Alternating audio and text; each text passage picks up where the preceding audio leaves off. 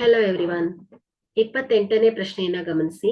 A B C D ಒಂದು ಸಮಾಂತರ ಚತುರ್ಭುಜ.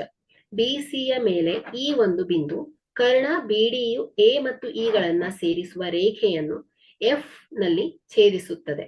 D F into E F is equal to E B into F A ಎಂದು ಸಾಧಿಸಿ. So ಇಲ್ಲಿ ಸಮಾಂತರ ಚತುರ್ಭುಜ ಎ ಬಿ ಸಿ ಡಿ ಅಲ್ಲಿ ಎ ಡಿ ಏನ್ ಹೇಳಿ ಮಕ್ಕಳೇ, ಬಿ ಸಿ ಗೆ ಸಮಾಂತರ ಮತ್ತು ಬಿಡಿ ರೇಖೆ, ಈ ಬಿಡಿ ರೇಖಾಖಂಡವು ಛೇದಕ ರೇಖೆಯಾಗಿದೆ.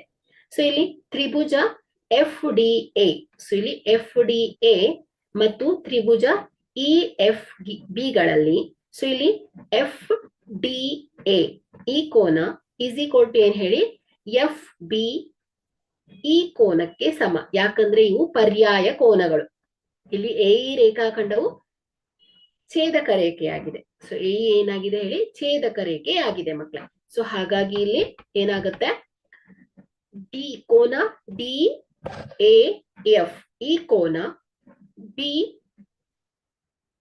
ಇ ಎಫ್ ಈ ಕೋನಕ್ಕೆ ಸಮ. ಯಾಕಂದ್ರೆ ಇದು ಎರಡು ಪರ್ಯಾಯ ಆಂತರಿಕ ಕೋನಗಳು ಆಗತ್ತೆ.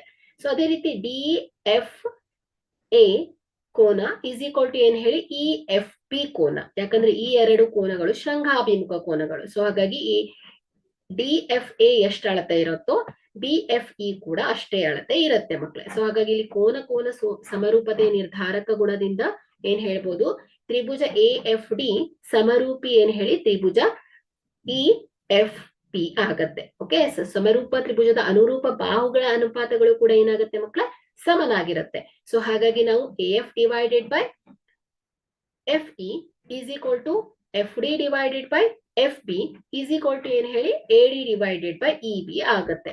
ಸೊ ಇಲ್ಲಿ ನಾವು ಎರಡು ಬಾಹುಗಳ ಅನುಪಾತವನ್ನ ತಗೊಂಡಾಗ A F divided by F E is equal to ಏನ್ ಹೇಳಿ, F D divided by F P. So ಇದನ್ನ ಓರೆ ಗುಣಾಕಾರ ಮಾಡಿದಾಗ A F into F B is equal to ಏನ್ ಹೇಳಿ, E F into F D. So ಇದನ್ನ ಇಂಟರ್ಚೇಂಜ್ ಮಾಡಿದಾಗ ನಮ್ಗೆ ಪ್ರೂಫ್ ಸೊ ಇದು ಸಿಗತ್ತೆ ಮಕ್ಕಳೇ. So hence the proof. Thank you.